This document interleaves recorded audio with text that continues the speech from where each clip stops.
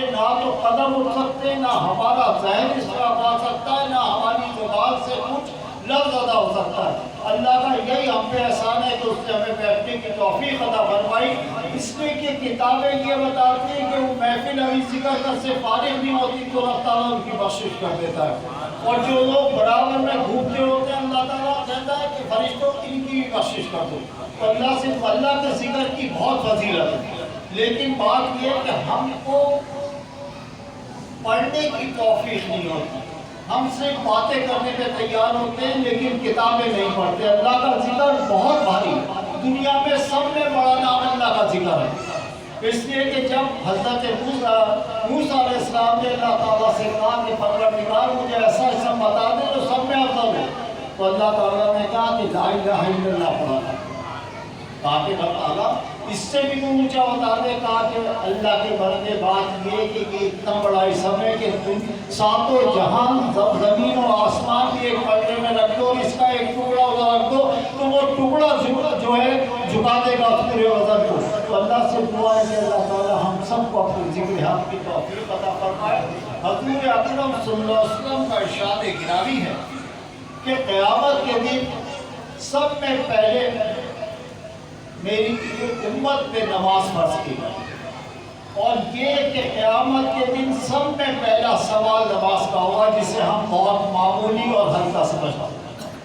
یاد رکھیں کہ نہ تو یہ حاضریاں بخشش کراتی ہیں جو لوگوں میں آتی ہیں، میں صحیح بات کہہ رہا ہوں، نہ کوئی یا قوالیاں بخشش کراتی ہے، صرف اللہ کا ذکر جو ہے بخشش کراتا ہے، اور اس کے ساتھ ساتھ نماز بخشش کراتی ہے، اس لیے کہ قبر کے اندر پہلا سوال نماز کا ہے، اور اس کے بعد کہتے ہیں نماز اول ترین جہاد ہے، اس لیے کہ اندر سے تو کہہ رہا نہ پڑھو، آپ نے پڑھنی ہے تو جہاد نہ ہوا، اور اس کے ساتھ ساتھ دین کا ستون بھی نماز ہے، اور نماز افضل ترین جہاد ہے، اور سب سے زیادہ پسندیدہ عمل رب تعالیٰ کے نزدیک وہ ہے کہ وقت پہ نماز پڑھنا اور اس کی ادائیگی کرنا۔ حضرت ابو ذر سردی کا مہینہ تھا، حضور اکرم صلی اللہ علیہ وسلم اپنے گھر سے باہر نکلے، پتجھڑ کا موسم تو سردی کا ہوتا ہے، اس وقت آپ نے ٹہنی پکڑی تو اس سے پتے گر لگے،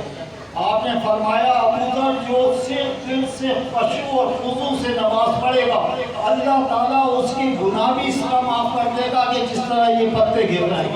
اللہ سے دعا ہے کہ اللہ تعالیٰ ہم سب کو اسے قائم کرنے کی توفیق عطا فرمائے۔ اور اس کے بعد ہے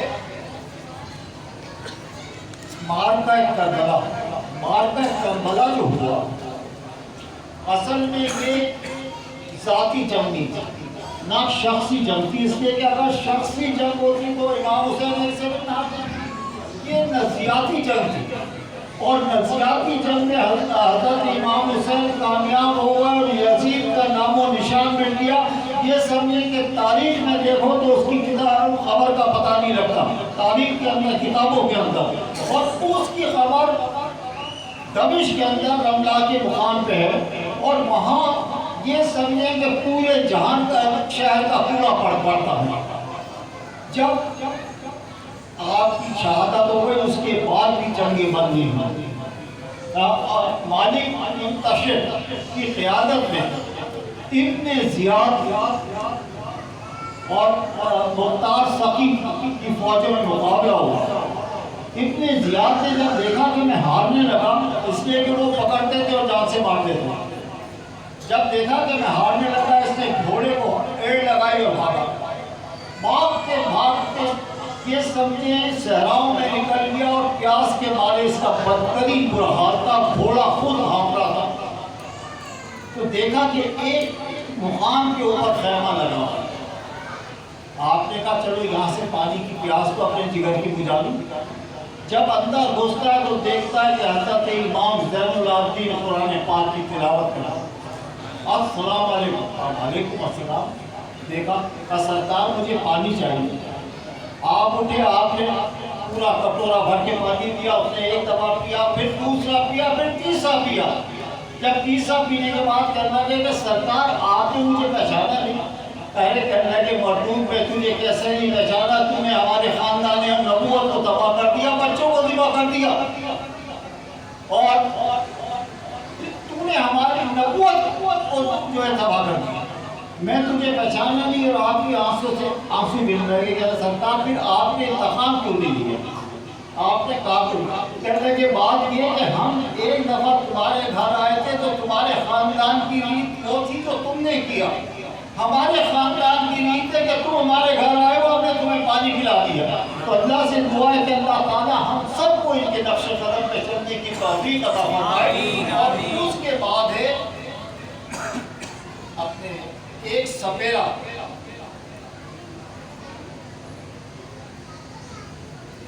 اور اس کے بعد ہے اپنے یزید کی موت. جود بن منصور اس کا دوست تھا اور یہ عیاش طرح کے لوگ تھے, شراب پیا کرتے تھے. کچھ کتابیں کہتی ہیں کہ کالج کے اس میں مرا, لیکن میں نے جو کتاب پڑھی شاہست حسین اس پہ لکھا ہے کہ یہ بدترین شرابی تھا. ایک دن شہر آیا تو ایک رومن لڑکی تھی, رومن نسل کی راہب کی بیٹی تھی. اس نے اس کو دیکھا اور اس پہ پھینکتا ہو گیا. صاحب اس نے دیکھا, اس نے جا کے اپنے باپ کو کہا کہ بات یہ کہ یہ میری طرح بڑھ تو رہا ہے لیکن میں آل نبی کے قتل کا انتخاب ضرور لوں گی. آپ سوچتے ہی بات ہے, اللہ تعالیٰ ہم سب کو توفیق عطا فرمائے. آل نبی کے قتل کا انتخاب ضرور لوں گی. تو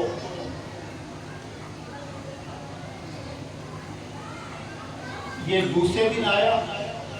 اس نے دوسرے دن کہا کہ مطلب کہ یہ جو تمہارا دوست ہے اس کو یہاں سے کٹی کرو, میں آپ کے ساتھ چلتی ہوں. اس نے کیا کیا اور دوست کو بھیج دیا, خود گشے میں دھلتا.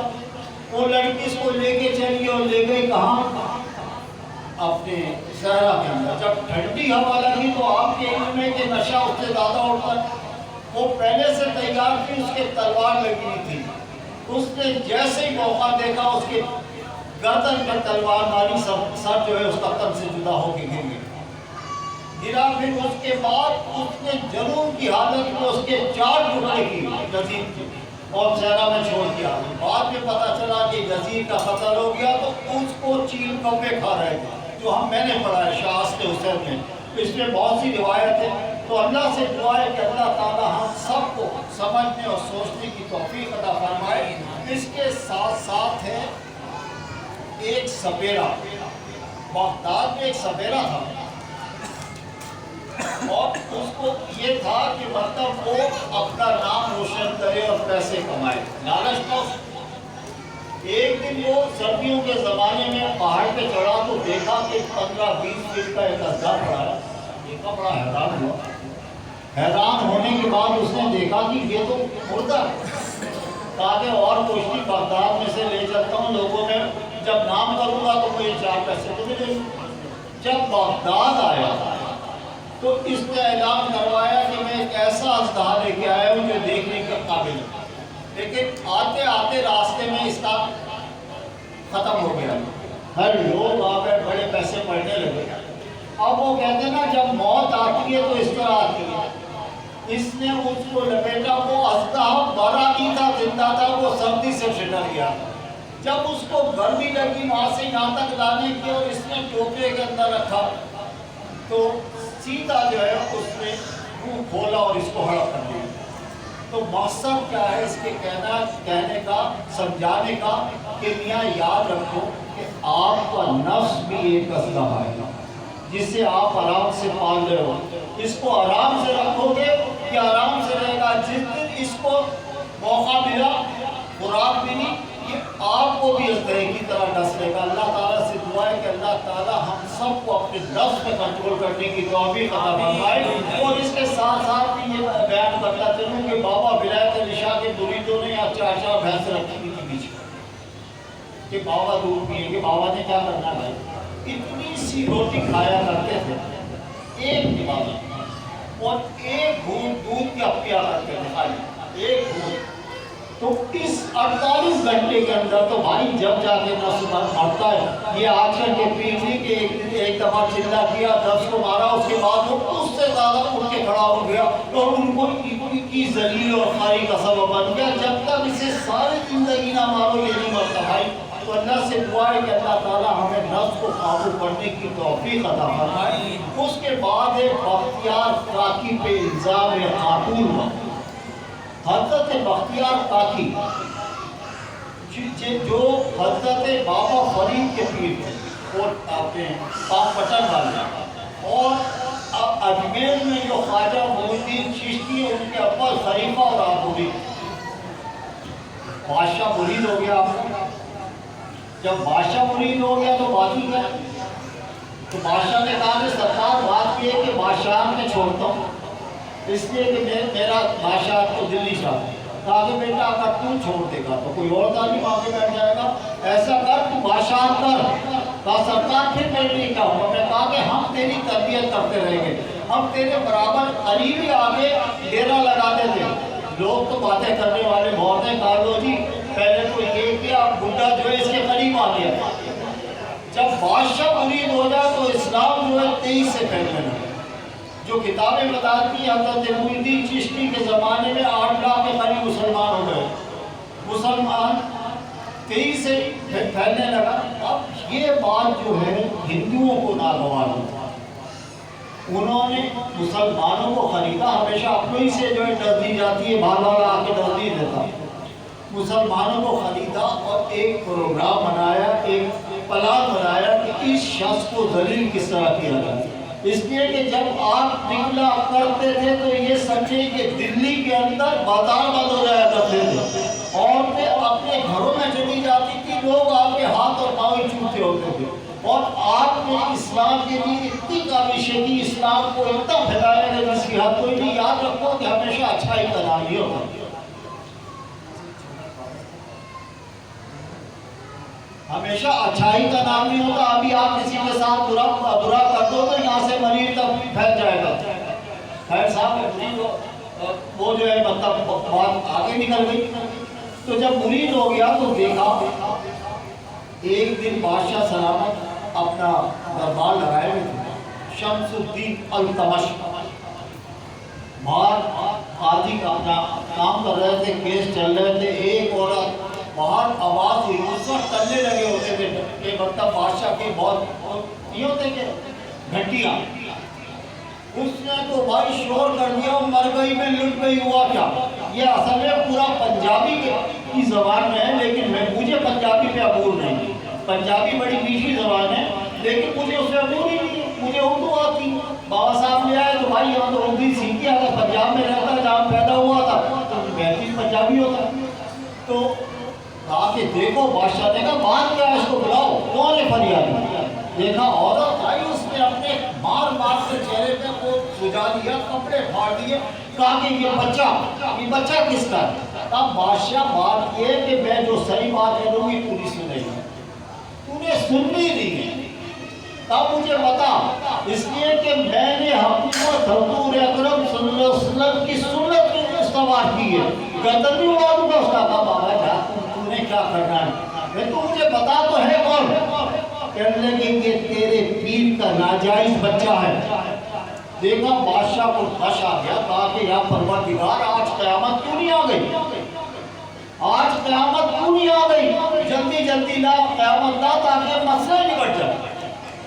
لیکن مہلت تھی، اس لیے کہ اس کو پیسے دیے تھے مسلمانوں کے خلاف، اور ہندو تو آپ کو پتا ہے جھوٹی موٹی قسم منڈ کے کھائیں گے، انہیں کیا مزہ تھا، تاکہ تیرے پیر کی ناجائز اولاد ہے۔ تب کوئی جو بہت یقینی بات ہے، اب کورٹ کا میٹر تو کورٹ کا میٹر ہے۔ جب معین الدین صاحب کے پاس خواجہ بختیار کاکی کے پاس خبر پہنچی، کہا کہ ٹھیک ہے آپ آنے لگے، تو خادم نے کہا کہ سرکار پہ گاڑی نکال لیتا ہوں، اسے بیٹھو، کہنے لگے رہنے دے، دلی کے چوکوں نے مجھے بڑی سلامی دی ہے، آج بھی اپنی ذلت کا بھی تو مشاہدہ کروں کہ ہوتا کیا ہے۔ آپ لاٹھی ٹیکتے کے آئے، بادشاہ نے کہا، آپ کے آنسو نکل آئے کہ بیٹی جب آپ تشریف لائے تو بادشاہ مرید تھا، بادشاہ اٹھنے لگا، اس کے ساتھ وزیر اٹھنے لگے، تو آپ نے کہا بچوں بیٹھو، میں دہلی کا پیر نہیں بن کے آیا بلکہ ایک مجرم کی حیثیت سے آیا ہوں، بتا بیٹی میں تو تجھے جانتا نہیں، تم کون ہے؟ کہا بابا مکر کرتا، تہجد کے ٹائم تم نے اپنے مریدوں کو باہر نکال دیا اور پیچھے کے دروازے سے مجھے بلا دیا، اور یہ 2 مہینے کا بچہ تیرا۔ کہا بیٹی میں تو جانتا ہی نہیں تجھے. آپ نے رب کی طرف دیکھا, کہا کہ رب جو تیری مرضی. کہا کہ نہیں شمس الدین کیا مجھے تو ایک دن کی مہلت نہیں دے سکتی. آپ کے سرکار میں حاضر میں غلام میں آپ کا کتا جو کہو میں دیتا ہوں آپ کو. کل عدالت دوبارہ لگائی جائے. رات کو آپ نے اجمیر کی طرف منہ کیا. محی الدین کو کہنے لگے سرکار میں کوئی لاوارث تھوڑی ہوں, میں کوئی لاوارث تھوڑی ہوں. آپ نے کہا کہ بھوکا مار میں بھوکا مارا. آپ نے کہا وطن چھوڑ دے, میں نے وطن چھوڑ دیا. آپ نے کہا کہ تو بھیک مانگ, میں نے بھیک مانگی. جو آپ نے کیا میں نے کیا. اب میرا اس میں قصور کیا ہے؟ نہ کہانی آفت آئی کہاں سے؟ آپ مجھے پہلے بتائے تو میرے سی 80 سال کا بڑھا. تو آپ نے فرمایا کہ بیٹا کل میں خود وہاں پہنچا. جب صبح عدالت گئے تو کہا کہ بات یہ کہ میرا شیخ کل خود آ رہا ہے, سرکار آپ مجھے 3 دن کی مہلت دیں. آئی سمجھ؟ تو وہ عورت کہتی ہے یہ بکواس کرتا ہے. لوگوں نے وہی چیز, اس لیے کہ آپ کو پتا ہے عورت کے تو ہر کوئی ساتھ ہو جاتا ہے, مرد کے کوئی ساتھ نہیں ہوتا. میں آپ کو صحیح بات کہتا ہوں, چاہے وہ جھوٹ بولے, جھوٹی ہو, سب کچھ ہو, سب اس کے ساتھ ہو جائے گی, مرد کے کوئی ساتھ نہیں ہوگا. وہاں پہ سرکار یہ جھوٹ بول رہی ہے. کہنے لگے کہ بھائی میں نے تمہیں 3 دن کی لوگ اب وہ کرنے لگے بھیا سیدھی بات ہے, بادشاہ اس کا مرید ہے, اگر بات کی ہوگی تو اپنے پیٹ کو راتوں رات ہی یہاں سے بھگا دے گا. مطلب پنجابی میں کہتے ہیں نسا دے گا, کہ پوری رات میں اس کو بھگا دے گا, اس لیے وہ 3 دن کی مہلت دے رہا ہے. اب تو چڑھ کے بول رہے تاڑیاں بجا رہا, مسلمان کیا بولے؟ خیر صاحب 3 دن کی مہلت ہوئی. تو جب آئے تو پتہ چلا مغرب ہو گئی, بس ہو گئی, محی الدین کا پتہ ہی کوئی نہیں. تو آپ اس وقت آپ نے شعر پڑھا, یہ تن میرا کنگی ہو گئے میں ظلم. مجھے پنجابی آتی نہیں لیکن پھر بھی میں کہتا ہوں, اس کو میں نے لکھا ہے.